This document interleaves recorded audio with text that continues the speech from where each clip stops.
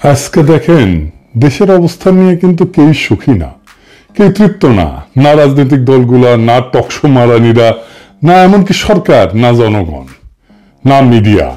এটা আজকে প্রফেসর ইউনূসের নিজেরও জানা দরকার, কারণ উনি যেহেতু দেখেন আমার ভিডিও, উনি বুঝবেন আমি প্রথম থেকে ওনাকে সতর্ক করে দিয়ে গেছি, ওনাকে সাজেস্ট করছি কি করতে হবে। আমি নিজের টাইম দিয়ে ঘরের খেয়ে বনের মোস্তারায় দিতে চাইছি, ওনাদের দরকার পড়েনি।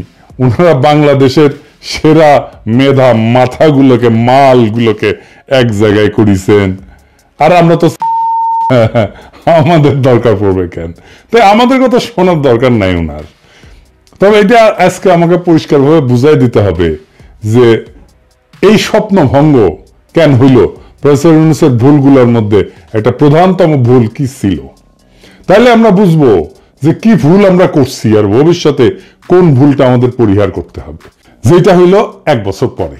গন্ডারের চামড়াও এত মোটা না, কিন্তু এটা করলো কে? রাজনৈতিক দলগুলো। নোটগুলো নাই কিন্তু, দেখছেন? এটা দুর্বলতাটা দেখেন। মানে রাজনৈতিক দলগুলো মনে করতেছে, প্রফেসর ইউনূস মনে করতেছে ওরাই দেশের মালিক, ওরা যা করবে তাই। বিপ্লব ওরা একাই করেছে, ওদের এতই হেডম, আমরা কেউ না, আমরা সব। জুলাই ঘোষণাপত্র হইল, আপনার আমার কোনো পার্টিসিপেশন আছে? নাই। কি আশ্চর্য কথা! আর কি করা যেতে পারতো? জয়েন্ট কাউন্সিল অফ নোটস, প্রত্যেকটা প্রধান নোডের প্রতিনিধিদের নিয়ে একটা অন্তর্বর্তী সমন্বয় পরিষদ, যা ক্ষমতা গ্রহণের সাথে সাথে কাজ শুরু করতে পারতো। ভার্চুয়ালিও করা যেত, তাদেরকে উপদেষ্টা বানাইতে হইতো না, পয়সাও দিতে হইতো না। প্রফেসর ইউনূস জানেই না কতগুলো নোট কাজ করছে। উনি হয়েছেন 1972-এর মুজিব। কেমনে মুক্তিযুদ্ধ হয়েছে যেমন মুজিব জানতো না, তারপরে মুক্তিযুদ্ধোত্তর দেশ চালাইতে গেছে। প্রফেসর ইউনূস একই জিনিস, কেমনে বিপ্লবটা হয়েছে এটা উনি জানেন না, বুঝেনও না, তা কিন্তু দেশ চালাইতে গেছেন। এরকম মাল্টিপল নোট থাকলে, এটা সমন্বয়হীন নোট থাকলে বিজয়ের পর নিজেদের মধ্যে দ্বন্দ্বে জড়ায় পড়ে, একটা নোটের সাথে আর একটা নোট। সেটা হয়েছে তো। এবং এটার জন্য একটা কনফ্লিক্ট ম্যানেজমেন্ট, একটা ফ্রেমওয়ার্ক লাগে। এই নোটগুলো কিভাবে কনফ্লিক্ট ম্যানেজমেন্ট করতে হবে, সরকারের তরফ থেকে এটা বিরোধ মেটানোর জন্য পদ্ধতি ঠিক করা, মধ্যস্থতাকারী ঠিক করা, নেগোসিয়েটর ঠিক করা, কিভাবে সমাধানটা হবে সেটা ঠিক করা, আর কি একটা কমন মিনিমাম প্রোগ্রামের ভিত্তিতে নোটগুলোর ঐক্য। সব নোট যে লক্ষ্যগুলোতে একমত, যেমন ফ্যাসিস্ট সরকারের পতন, মুক্ত নির্বাচন, মানবাধিকার পুনঃপ্রতিষ্ঠা, আওয়ামী লীগের বিচার, সকল দুর্নীতির বিচার, এইগুলো ন্যূনতম অভিন্ন এজেন্ডা হিসেবে ধরে রাখা। প্রফেসর ইউনূসের সরকার কিছু করছে? এগুলো করে নাই। উপদেষ্টাদের নামে দুর্নীতির অভিযোগ উঠতেছে, প্রফেসর ইউনূসের নামে নেতৃত্ব যেমন স্টোরি ছাপে, এটার দায় প্রফেসর ইউনূসের নিজের। প্রথম ভুল, বিপ্লবকে বিপ্লব বলে স্বীকার না করা। ডাক্তার জাহেদ তো ভিডিও বানায় বলছে ঘাড়ে ধরে অভ্যুত্থানকে বিপ্লব বলতে হবে না, আসলে কোনোটাই বিপ্লব না, কোনোটাই বিপ্লব না। আমাদের এটাও অনেক অনেক দূরে বিপ্লব থেকে ছিল, কিন্তু গণঅভ্যুত্থানকে ঘাট ধরে এটা করানো হচ্ছে, কারণ কারো পরিকল্পনা আছে এটাকে বিপ্লব হিসাবে প্রতিষ্ঠিত করে, বিপ্লবী সরকার বানিয়ে সবকিছু বাতিল করে তাদের মতো করে দেশ চালাবেন। মির্জা ফখরুল বলছে যেসব দেশে বিপ্লব সফল হয়েছে সেখানে বিপ্লবী সরকার গঠন হয়েছে, কারণ তাদের একটা বিপ্লবী দল ছিল। রাশিয়া, চীন, কম্বোডিয়া, কিউবা সবখানে এই চিত্র পাবেন। এমনকি ইরানে ইসলামী বিপ্লব হয়েছে, সেখানেও একটা দল ছিল। কাজেই আমার কথা হচ্ছে, যারা বিপ্লবের কথা বলতেছেন তাদের উচিত সরকারে না থেকে এটা বিপ্লবী দল গঠন করা। এটা বিপ্লবী দল কোথায়? বিপ্লবী দলই তো নাই। মির্জা ফখরুলের মাথায় কমিউনিস্ট ট্রেনিং আছে তো 19 শতকের, আজকের না। মানে বিপ্লব করার জন্য একটা বিপ্লবী তত্ত্ব লাগবে, একটা কার্ল মার্কস লাগবে, তার আবার দাড়ি থাকা লাগবে। দাদা সিরাজুল সেজন্য দাড়ি রেখেছিল। লেনিন লাগবি, তার আবার টাক মাথা লাগবি, একটা বলশেভিক পার্টি লাগবি। আমি আগেও বলছি, আবারও বলি, কেন 2024-এর রাজনৈতিক পরিবর্তন অভ্যুত্থান না বিপ্লব একই লক্ষ্য অর্জনে কাজ করছে।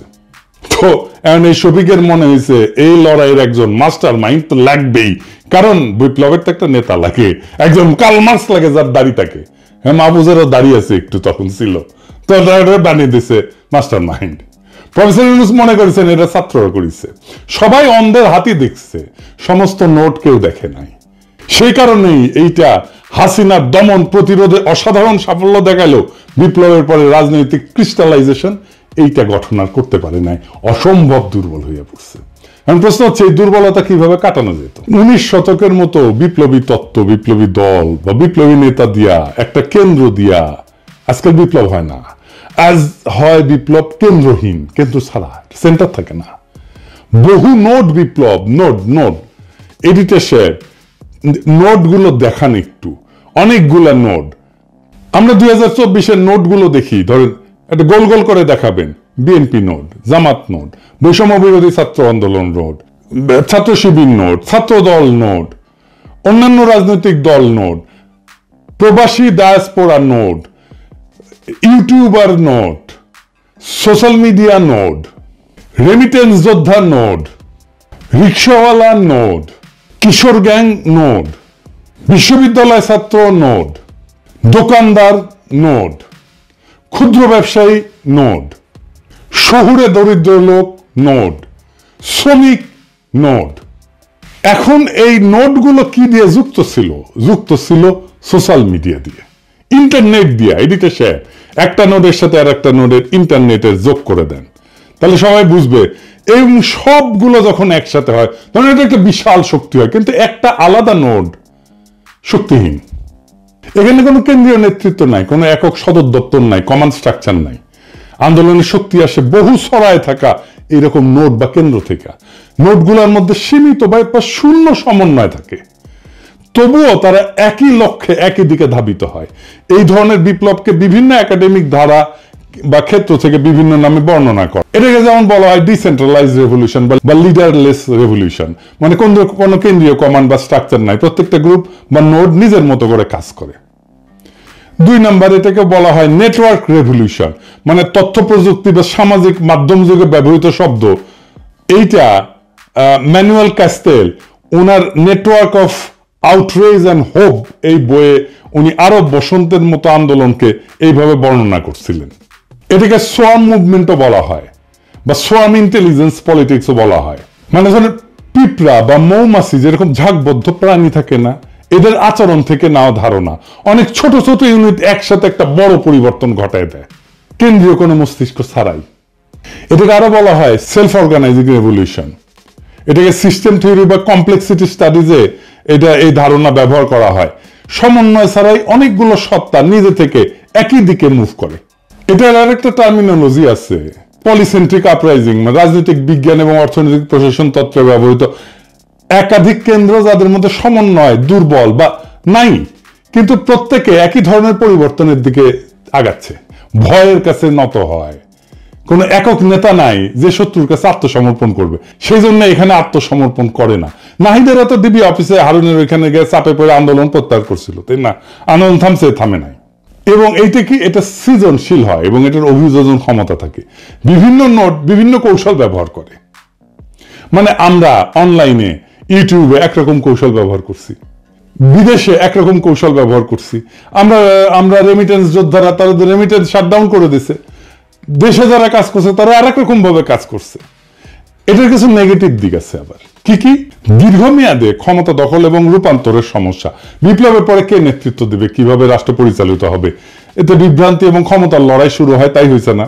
হ্যাঁ, মানে এটা নিয়ে ধরেন এই সরকার কেন ভুল করতেছে এটা বলতে নিয়ে প্রথম দিকে বলতাম, হ্যাঁ, তো তখন আইসে বলতো যে আপনি উপদেষ্টা হইতে পারেন নাই, সেই জন্য এটা বলতেছেন, বলাই বন্ধ করে দিছিলাম সেই জন্য। তো যাই হোক, এখন তো আর ওই চান্স নাই, এখন বলা শুরু করি আবার যে ভুলগুলো কি কি ছিল। এখন বলতে পারেন যে এখন বলতেছেন, তখন বলেননি কেন, এখন বলতেছেন, এখন বলে লাভ কি, তখন বললে তো কিছু উপকার করাতে। শোনেন ভাই, কিছু লোক আছে যারা এসে বারবার করে এই কথাটা বলতো যে আপনি উপদেষ্টা হইতে পারেননি, সেজন্য এটা বলিচ্ছেন, বলতো না?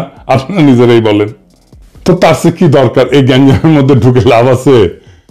আচ্ছা, আর কি, সহজে এটা বিভক্ত হয়ে যায়। সমন্বয় না থাকলে আদর্শিক সংঘাত হয় এবং প্রতিযোগিতা বাড়ে। দেখতেছেন না, বিএনপি শিবির, ছাত্রদল ছাত্র শিবিরের আদর্শিক সংঘাত হচ্ছে না? 3 নাম্বার, বাইরের শক্তির ম্যানিপুলেশন সহজে, তারা খুব সহজেই এটাকে ম্যানিপুলেট করতে পারে। সমন্বয়হীন গ্রুপগুলা আলাদা আলাদা চুক্তিতে বিক্রি হয়ে যাইতে পারে বিদেশি শক্তির কাছে। ইন্ডিয়া নানা অ্যাঙ্গেল থেকে আমাদের মধ্যে ঢুকে যাচ্ছে না, একবার ওয়াকার, একবার বিএনপি, একবার বাম, একবার পন্দের আলো, একবার দিল্লি স্টার, একবার দেবপ্রিয়, একবার ইসকন মিলে এবার, হ্যাঁ, আমাদের একমাত্র যোগাযোগ ছিল সোশ্যাল মিডিয়া। এই জন্যই পলক ইন্টারনেট বন্ধ করে দেয়, আমাদের নোটগুলার ইন্টার কানেকশন বন্ধ হয়ে যায় এবং আন্দোলনও কিন্তু বন্ধ হয়ে গেছিল। এই বিপ্লবের প্রতিরোধ ক্ষমতা ছিল অসাধারণ।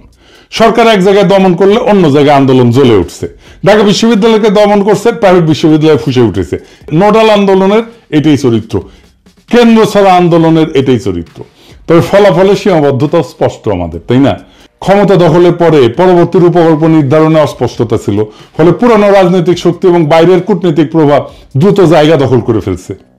ঐক্যবদ্ধ বয়ান তৈরি না হয়, আন্তর্জাতিক সমর্থন এটা কমে গেছে। একাডেমিক ভাবে 2024 সালের বাংলাদেশের বিপ্লবকে যদি বলতে হয়, এটা পলিসেন্ট্রিক, লিডারলেস, নেটওয়ার্ক আপরাইজিং বলা যায়।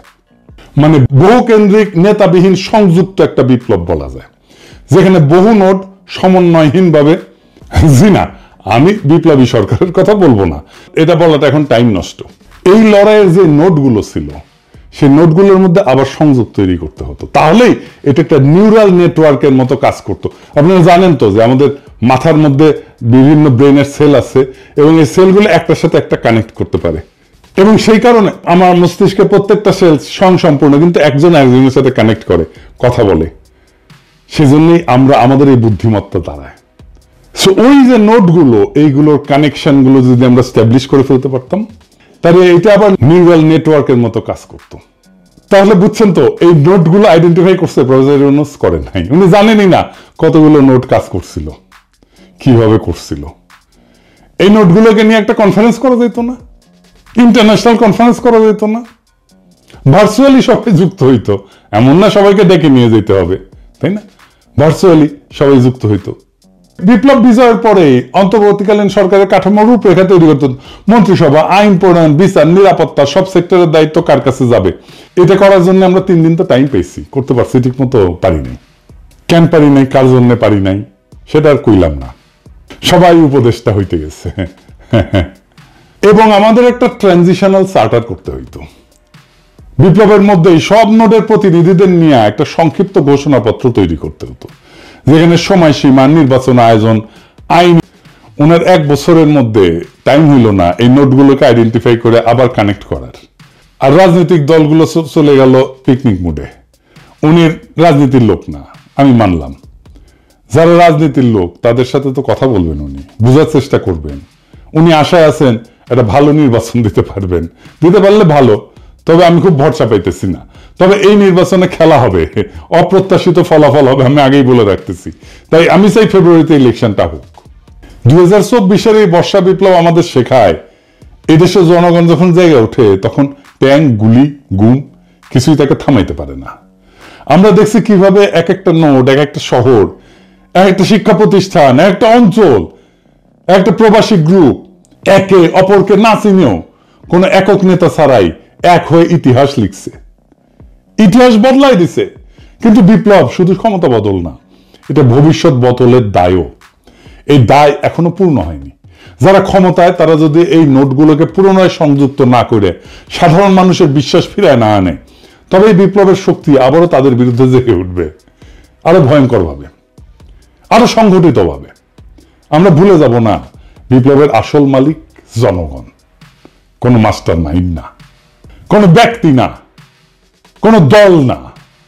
আমরা হার মানব না, কারণ আমাদের হাতে এখনো আছে সেই ঐক্যের চাবি, যা একবার এই দেশকে ফ্যাসিবাদ থেকে মুক্ত করছে। ফেব্রুয়ারির নির্বাচন হোক আমাদের দ্বিতীয় ধাপ, যেখানে ভোট হবে শুধু ভোট না, হবে বিপ্লবের ধারাবাহিকতা, যেখানে ব্যালট বাক্স হবে জনগণের নতুন অস্ত্র, যেখানে জয় হবে শুধু এক দলের নয়, বাংলাদেশের। ইতিহাসের গতি থামানো যায় না। যারা থামাতে চাইছে তারা হারায় গেছে, আর যারা শিখছে তারা সংগঠিত হয়েছে, তাদের হাতেই থাকে বিজয়। বিপ্লব চলমান, এই বার্তা জানুক শত্রু, এই বার্তা জানুক মিত্র।